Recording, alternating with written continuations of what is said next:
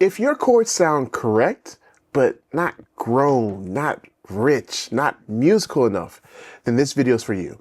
In a recent live stream, I broke down a Kevin Bond transcription where we pulled out 4 powerful concepts that'll instantly level up your playing.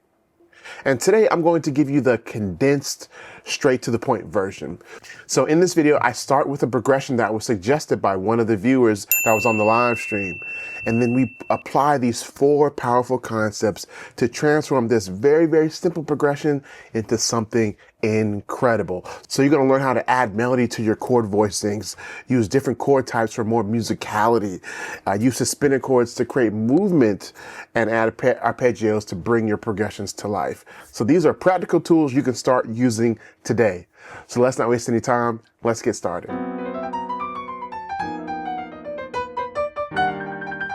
Seven, 3, 6, 5, 1. So 7. All right. So let's create the melody.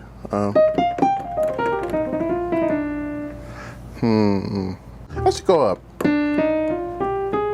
Let's go up. So I'm gonna start on D. I'm just gonna go up the scale.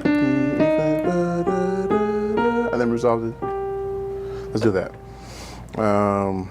So let's see.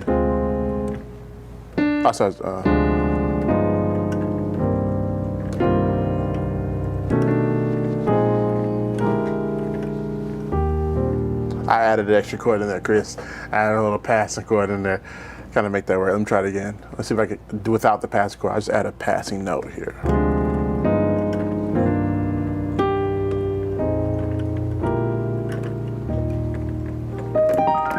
Now, so we have the melody.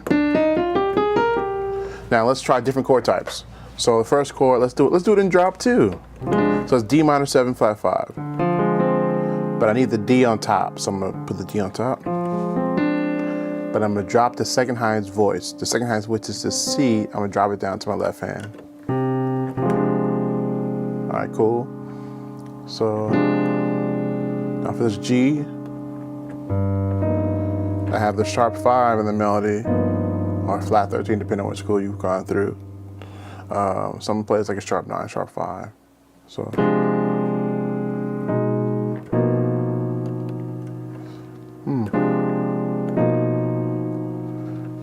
But I'm gonna do it in drop 2. Instead of the B being there, I'm gonna put it down here. So.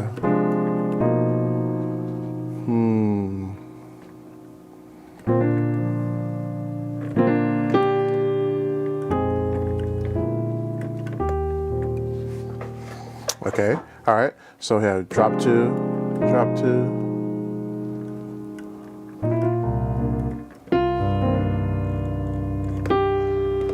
Now I'm gonna go sus, dominant, 1. So I'm already adding the sus in there, so I know we're gonna do it. So okay, cool. So drop it.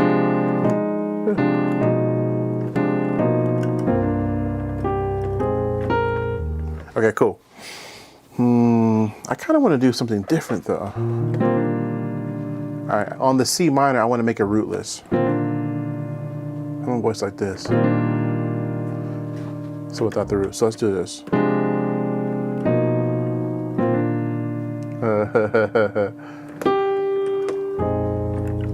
And then these are full. Cool. All right, cool. So we have the melody, we have the chords. Now on the, let's add the sus. So we've already put it in there, but let's kind of really dig into this, make sure we have it. So right here, sus.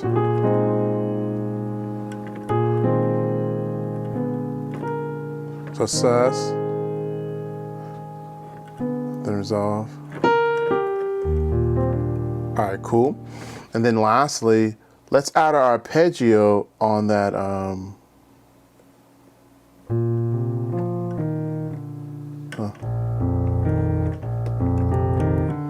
that sus chord. All right, so let's try it again.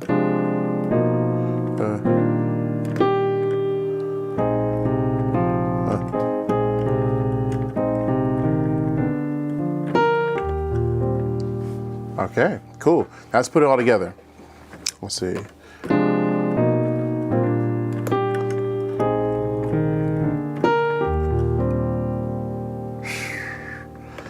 That's beautiful to me. All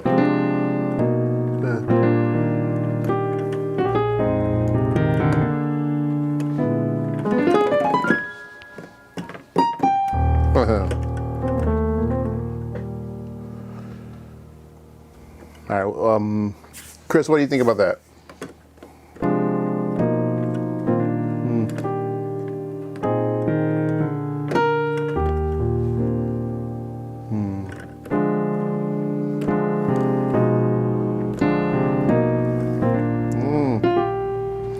On this G, I might add a chord. I might add a passing chord. Let's do it. No, let's do A. I'm gonna do A.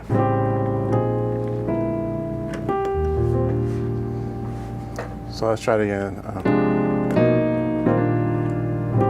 Ooh.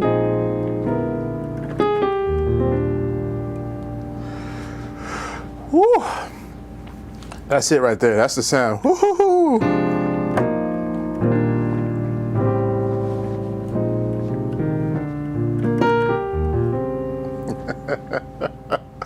That's it.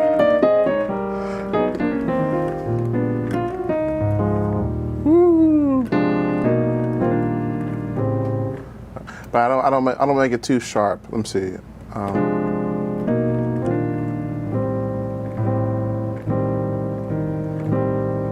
Yeah.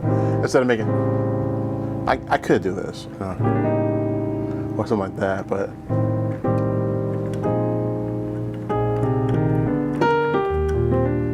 So now you've got 4 simple but powerful ways to make your chord sound grown.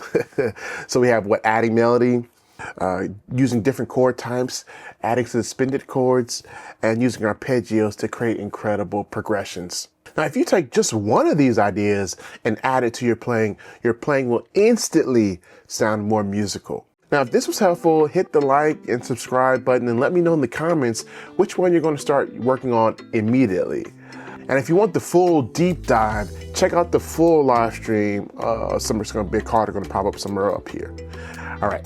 Well, until the next one, be blessed and happy practicing.